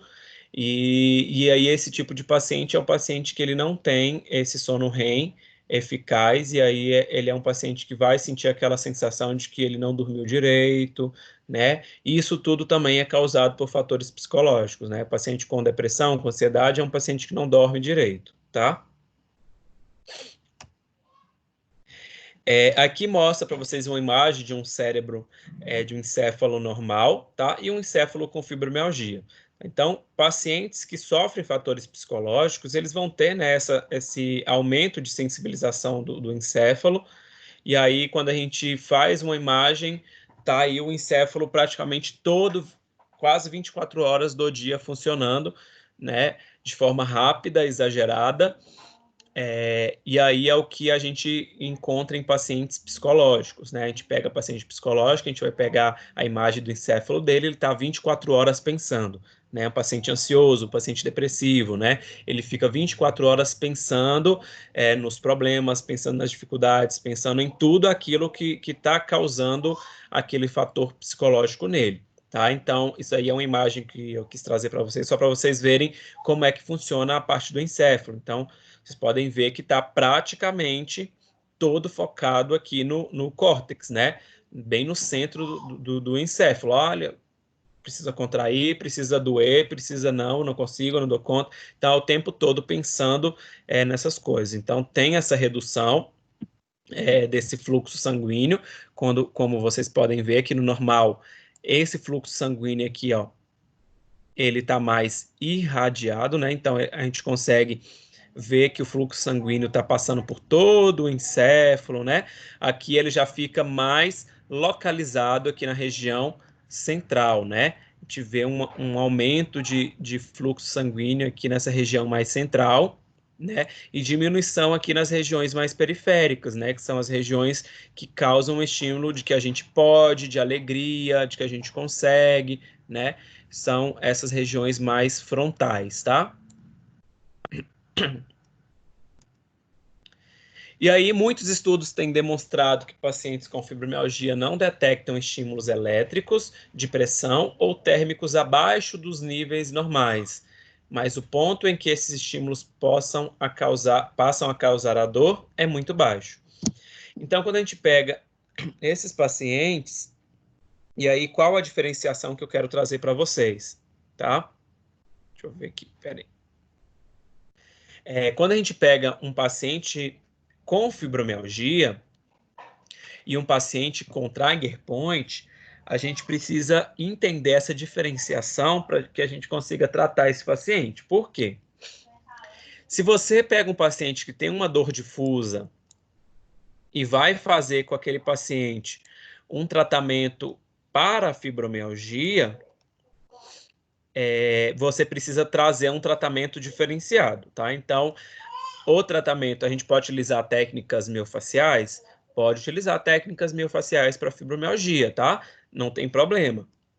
Só que vocês lembram lá no slide anterior que falava que a fibromialgia tem sensibilidade a frio? Então, se a gente utiliza gelo, achando que está com processo inflamatório, a gente vai aumentar a dor do paciente, vai piorar o quadro da fibromialgia do nosso paciente, tá? Então, a gente precisa entender o que é fibromialgia e o que é ponto gatilho, porque na hora do tratamento, a gente precisa fazer tratamentos diferenciados para os dois casos, tá? Então, para um caso, a gente vai utilizar uma técnica, tá? E para o segundo caso, a gente pode utilizar a mesma técnica do de cima, só que de forma mais especial, tá? Então, no caso da fibromialgia, a gente pode utilizar ventosa, a gente pode utilizar crochetagem, o gua sha, só que lembrando que a fibromialgia, ela tem uma diminuição da sensibilidade da pele do paciente, tá? Não, diminuição do estímulo de dor do paciente. Não, peraí.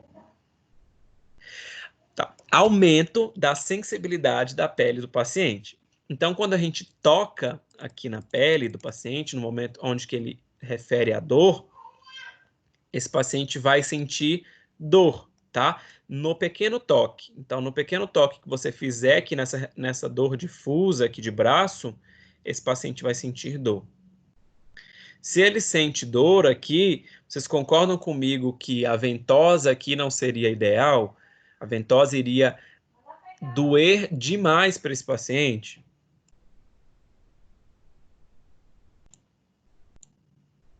Sim ou não? Sim. Então, nesse caso, o que a gente poderia fazer para esse paciente aqui como terapia manual para a gente liberar esse ponto de dor, diminuir esse processo de dor? Alguém me fale alguma coisa.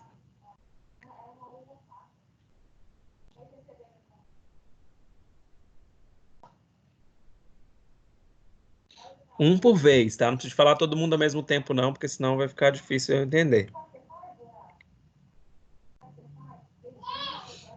É meio complicado, porque eu tenho uma irmã que ela tem fibromialgia, e quando ataca assim, ela diz que dói tudo, não pode nem triscar, é complicado. Então, mas o que você acha, assim? Mas, assim... O que você acha que a gente pode fazer? E assim, no caso dos aparelhos elétricos, igual o tênis, essas coisas, não resolve? Resolve. Então, eu usaria o tênis, porque ela fala que não aguenta nem tocar no corpo dela, quando ela está muito ruim. A gente pode usar a eletroterapia, a gente pode utilizar a termo, né, que a gente pode utilizar uma bolsa de água quente. A gente pode fazer de forma... E aí, depois que a gente fez essa parte, né, que a gente diminuiu o processo de dor, né, causando analgesia, a gente pode fazer a liberação miofascial manual, tá? Não precisa usar a ventosa ou a crochetagem. A gente pode utilizar o agulhamento a seco também, né, que é uma técnica que a gente não vai fazer tanto toque, e a gente pode identificar os pontos principais de dor e agulhar aquele ponto para diminuição da dor, tá, do paciente. Peraí, deixa eu só... Professor, Que o povo... Para de me ligar, pelo amor de Deus. professor, no caso, a ventosa não utilizaria nesse caso aqui de dor difusa, né? Eu te ligo daqui a pouco, tá? Eu tô dando aula.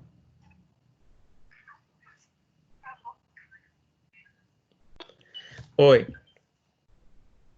Nesse caso, No caso não da utilizaria a ventosa, não utilizaria somente no caso aqui de dor difusa.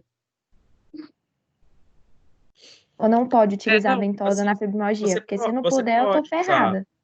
Você pode utilizar a ventosa, mas assim, a gente precisa só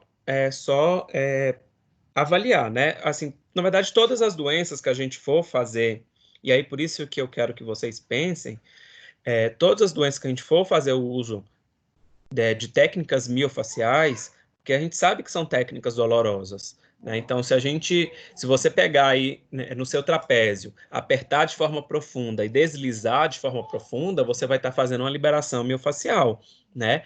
Vai doer? Vai, porque você está com um ponto doloroso lá ativado, né?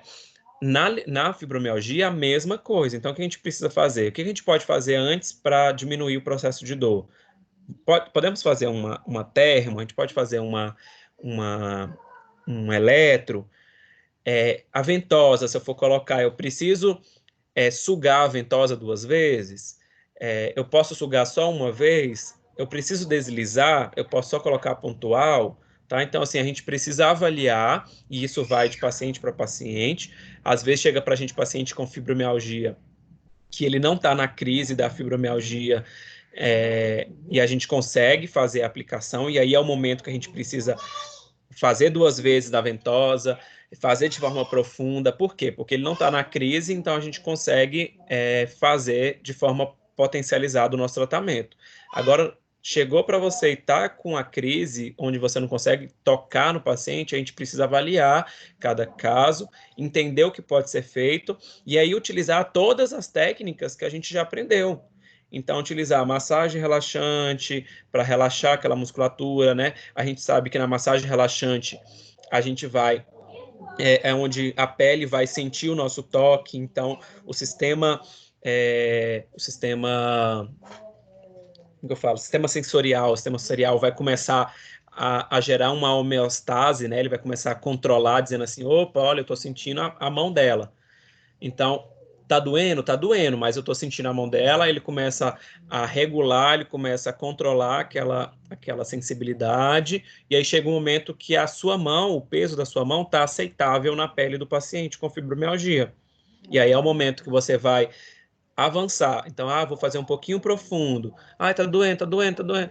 Aí você continua um pouco profundo até que o sistema faça uma homeostase de novo e comece a sentir de novo a sua pele e deixar isso de forma aceitável.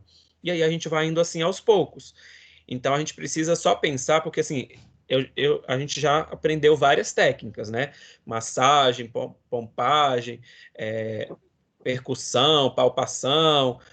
Então, a gente já aprendeu diversas técnicas. Agora é saber quando é que a gente utiliza cada técnica e como é que a gente pode utilizar. Entenderam?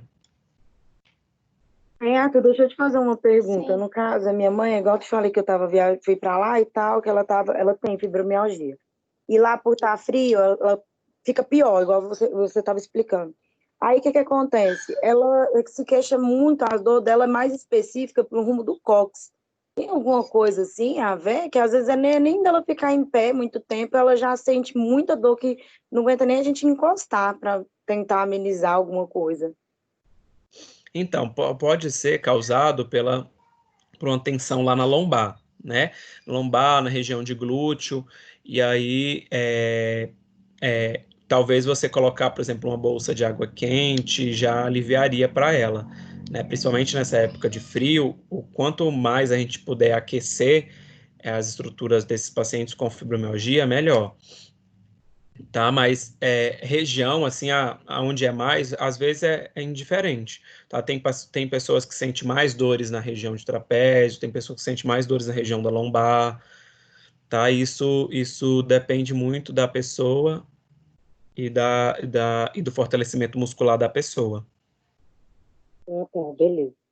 Tá? Obrigada. Então, aí no caso de pessoas com fibromialgia, atividade física, ela é indicada? Sim, tá? Então, a pessoa precisa realizar atividade física para que haja fortalecimento muscular, para que haja diminuição de processo até de dor do paciente, tá? Tem pacientes que têm fibromialgia que fazem atividade física que param ou diminuem o processo de dor da fibromialgia.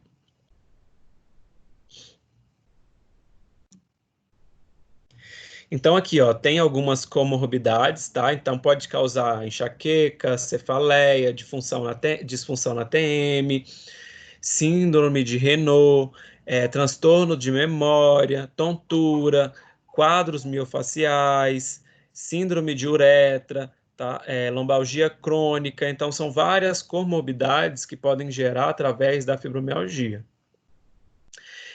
Aqui eu coloquei uma porcentagem, tá? Esse que está aqui em azul é referente à fibromialgia e o que está em vermelho é a população normal, tá? A população geral. Então, olha, vocês podem ver que dor lombar crônica, 67% dos pacientes com fibromialgia têm dor lombar crônica, diferente de pessoas normais, que pode chegar até 33% das pessoas normais têm lombalgia crônica, tá? Então, vocês podem ver que todas as comorbidades, elas são potencializadas no caso de fibromialgia, tá? Principalmente dores que são geradas mais em problemas articulares, tá? Então, aqui, ó, síndrome do intestino, 59%, distúrbio do humor, 29%, isso aqui pode ser por fatores psicológicos, né? Distúrbio de ATM, cefaleia tensional, tá? Causada pelo distúrbio do ATM, isso aqui tá interligado. Síndrome da fadiga crônica, tá? Cansaço o tempo inteiro, tá? Isso aqui tudo fica potencializado em pacientes com fibromialgia, tá? Como diagnosticar? Anamnese. Caracterizar sempre a dor, como é a dor do paciente. Múltiplas queixas e sintomas difíceis de serem explicados. Atenção para red flag de doenças sistêmicas, ou seja, a gente tem que tomar cuidado, porque às vezes a pessoa tem uma doença sistêmica e a gente acha que essa doença sistêmica está sendo causada, ou é um sinal de fibromialgia, mas às vezes aquela dor do paciente é causada por algum tipo de doença que ele tem em algum sistema, tá, do corpo, e aí tomar cuidado para a gente não fazer um diagnóstico errado. Cuidado com sintomas recentes, tá? Menos de um ano, então a fibromialgia a gente precisa que seja algo crônico, tá? Para que o diagnóstico seja dado de forma adequada. Exame físico completo, exames complementares, hemograma, função hepática, renal, provas de atividades inflamatórias, sorologias virais, cálcio, e aí vai, que são aqueles exames que a gente faz de sangue, né? tá? Isso aqui tudo são exames complementares que vai nos auxiliar no diagnóstico, auxiliar o médico, na verdade o médico, né, no diagnóstico da fibromialgia. Aqui são os pontos principais, tá, de dor e sensibilidade da fibromialgia. Quando a gente pega um paciente que a gente vai diferenciar, e aí vocês podem ver que essa imagem é diferente daquela que eu mostrei lá em alguns slides do Trigger Points, né? Onde no Trigger Points tinha muito mais pontos aqui, tinha alguns pontos aqui na lombar, tinha pontos, né, aqui no peitoral, tá? Então é diferente o bonequinho, tá? Então, no caso da... Gente, quem tá com o microfone aberto batendo aí? Então, no caso de pacientes com fibromialgia, a gente vai ter esses pontos aqui, ó, específicos, tá? Então, são os pontos onde a gente vai fazer a palpação e são os pontos que o paciente vai relatar para a gente dor, tá? Então, o paciente precisa ter dor em 11 dos 18 pontos dolorosos, tá? Para que seja diagnosticado como fibromialgia. Então, todos esses pontos aqui, o paciente sentiu 11, em 11, ele já é um paciente que tem um diagnóstico para fibromialgia, tá?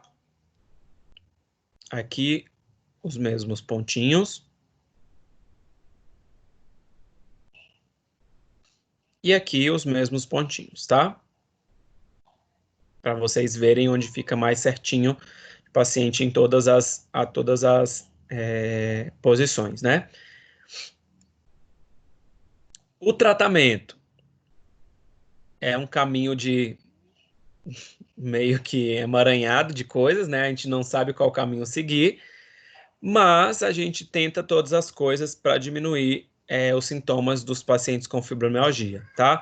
Lembrando que às vezes vai chegar para a gente paciente com fibromialgia que tem outra patologia, né? Ele chega para a gente com uma bursite, ele chega para a gente com uma lesão, e aí você precisa colocar gelo como tratamento, né? E a gente sabe que o gelo aumenta a dor da fibromialgia, tá? Então aí vai do seu critério. Eu posso ou não posso colocar gelo? Pode, tá? Desde que você entenda que aquela dor daquela lesão, ela é mais, como fala, ela é mais essencial você tratar do que a própria fibromialgia, que você sabe que é algo demorado, tá? Então, você precisa tratar aquela lesão, e para tratar aquela lesão você precisa colocar gelo. Então, a gente coloca gelo mesmo sabendo que o paciente vai sentir dor da fibromialgia, tá? Isso vai acontecer clinicamente com vocês, e vocês vão precisar decidir essa importância, coloca o gelo ou não coloca o gelo, tá? Para tratar. Então, aí fica a critério de vocês. E aí nós temos os tratamentos farmacológicos e não farmacológicos, né? A gente sempre utiliza o não farmacológico, que é educação de exercício, aeróbico, cognitiva, educação do paciente, alongamento, fortalecimento muscular e hidroterapia, né? São alguns tratamentos que a gente pode utilizar como forma de tratamento para pacientes com fibromialgia. E aí sempre tomar cuidado com esse perfil de paciente, né? O paciente que chega lá na farmácia quer algo para me fazer sentir melhor, mas não a ponto de voltar a trabalhar. A gente tem pacientes malas, assim como vocês são malas. Os pacientes também são malas, tá? Então, esses pacientes... Não aceito isso não. Que isso, professor? Que isso? Ainda tá gravado eu dizendo que vocês são malas. Poxa, mestre, que é isso? Pertinhos. A gente tem o paciente, né, que é dessa forma aqui, que vai chegar para a gente lá, que ele quer ser tratado, mas não quer melhorar, né, porque paciente com fibromialgia, paciente com qualquer outra lesão, se ele não quiser psicologicamente, ele não vai ser tratado, tá? Então, essa imagem, essa charge aqui é bem legal, ela mostra, né, o paciente, eu quero um remédio para me sentir melhor, mas não a ponto de voltar a trabalhar, ou seja, eu quero diminuir minha dor, mas eu não quero estar apto para voltar a trabalhar, para fazer as minhas atividades, para fazer isso tudo. Então, a mesma coisa vai acontecer com a gente, com pacientes com fibromialgia, tá? Como tem fatores psicológicos, eles querem melhorar, mas eles não querem melhorar ao ponto de sair, de poder trabalhar, de fazer alguma atividade, tá? Então, a gente precisa sempre estar com a equipe multidisciplinar para nos auxiliar. E thank you. Obrigado pela atenção. Alguém quer fazer alguma perguntinha, alguma colaboração? Oi, professor. Quem é? Jones. Ah, Jones! Quanto tempo, meu filho?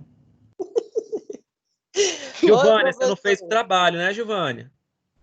É porque minha internet deu problema aqui na segunda-feira. E na quarta, quinta, sexta, sábado, domingo? Na verdade, eu estava nem sabendo desse trabalho, porque eu estava com problema para acessar. Professor. Crente. Professor. Oi. Você joga Minecraft? Tá na aula, meu filho, para. Eu não jogo Minecraft, não. Então, o que é isso daí atrás? É a imagem do Minecraft que tá aqui me... Tá, meu filho, para, tá em aula. Ei, a Luísa, ela pelo menos não fez, eu que fiz e não te entreguei.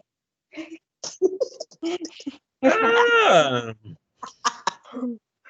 Não, é porque eu escrevi o tratamento, as coisas tudo no papel, né? Aí teve um problema no trabalho, aí eu cheguei em casa e eu esfriei a cabeça e acabei esquecendo de te mandar. Eu gosto desses crentes, assim, que arrumam as... Arthur, deixa eu te fazer uma pergunta. Voltando ao negócio. Não é desculpa, você viu o meu paciente lá, eu te mandei. Ali é o meu paciente, é o meu marido, como o pessoal fala, né? O que acontece? Minha mãe usa muito aqueles tal de doutorzinho. Eu, mãe, isso aí não é muita coisa, não. E ela, não, mas me ajuda. E aquilo lá não tem um efeito gelado, então ela tem que tirar aquele trem, ficar passando? Mas ela sente o quê? Ela sente melhora depois que passa? Ela fala que momentaneamente sim, mas não aguenta fazer uma comida, não dá conta mais de limpar uma casa direito. E assim, outra coisa que eu fico brigando muito com ela, é que ela tá com 102 quilos. Então tá bem gordinha, ainda tem esporão calcâneo ainda para ajudar o diagnóstico. Aí ela passa, tudo dela é aquilo. Você acha que tira, não deixa? Não, assim, o doutorzinho, esses gels, assim, se ela estiver friccionando ele gera aquecimento para a musculatura, né? Então, se você pegar um óleo aí, um gel desses assim, passar, ele é gelado, mas na hora que você esfrega, ele esquenta. Então, pode utilizar, porque ele é um relaxante muscular, né? Então, pode diminuir o fator de dor, mas não é um tratamento. Ah, sim, beleza. Aí, tratamento para ela vai precisar fazer uma atividade física, e aí o mais adequado é a atividade aeróbica, tá? Então, fazer uma caminhada, fazer uma hidroginástica, né? A hidroginástica ela faz, só a caminhada que ela fala que não dá conta. E quando mora em roça, né, não tem jeito. A hidroginástica tem que lembrar que tem que ser na água quente, tá? Não pode ser em temperatura ambiente da água, não, porque aí fica gelado, o paciente aumenta a dor.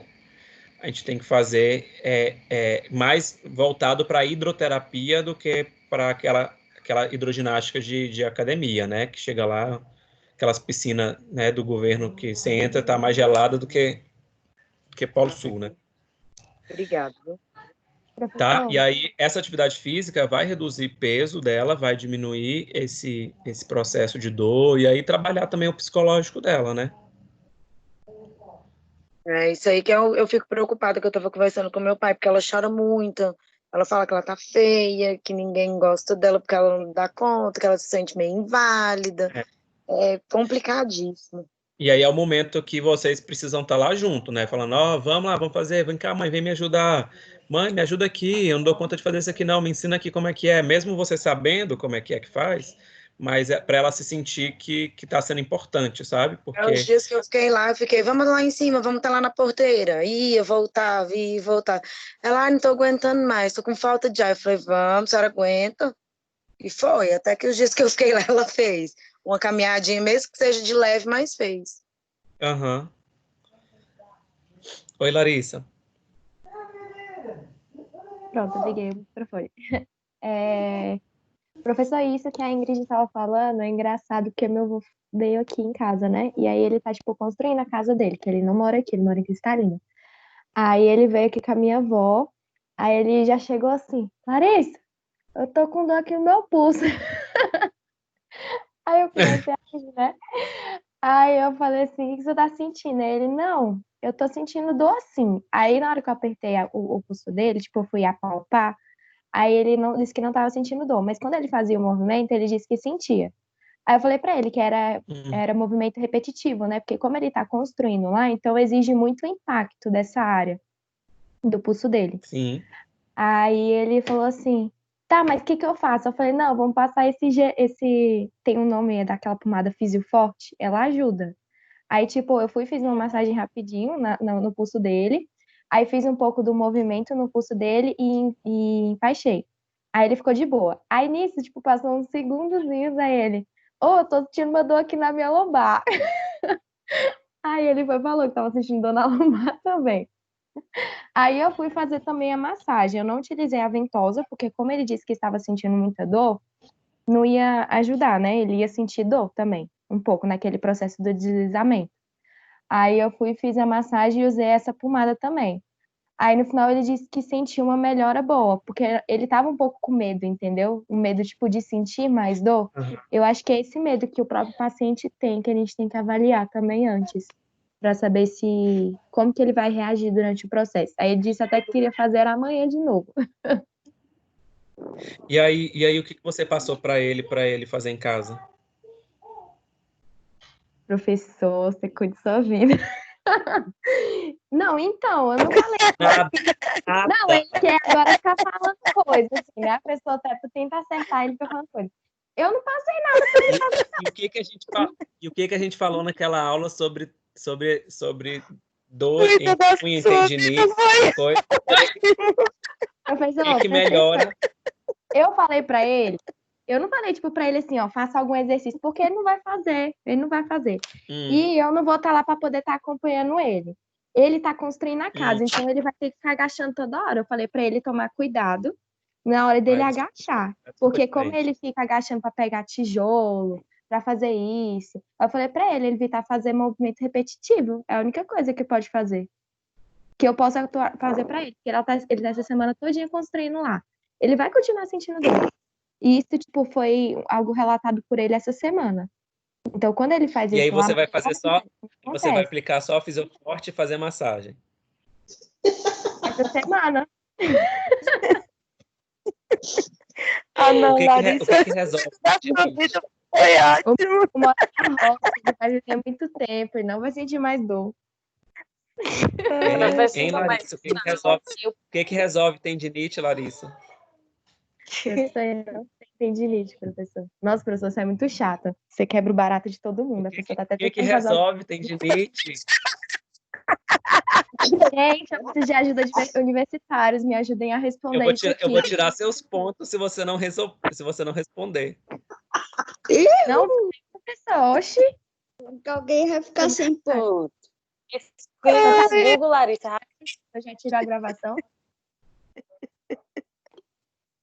Aline, ajuda a Larissa aí. O que que resolve tendinite?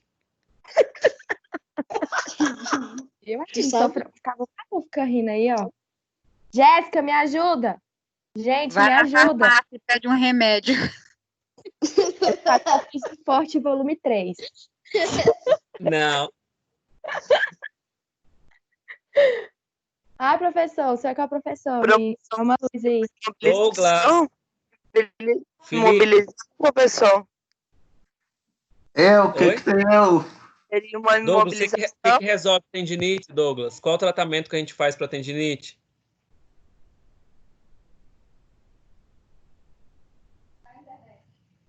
Douglas desligou. Eu, Luísa, né? Eu ia imobilizar para não fazer e fortalecer o local. Então, eu falei mobilização, mas o professor não respondeu nada.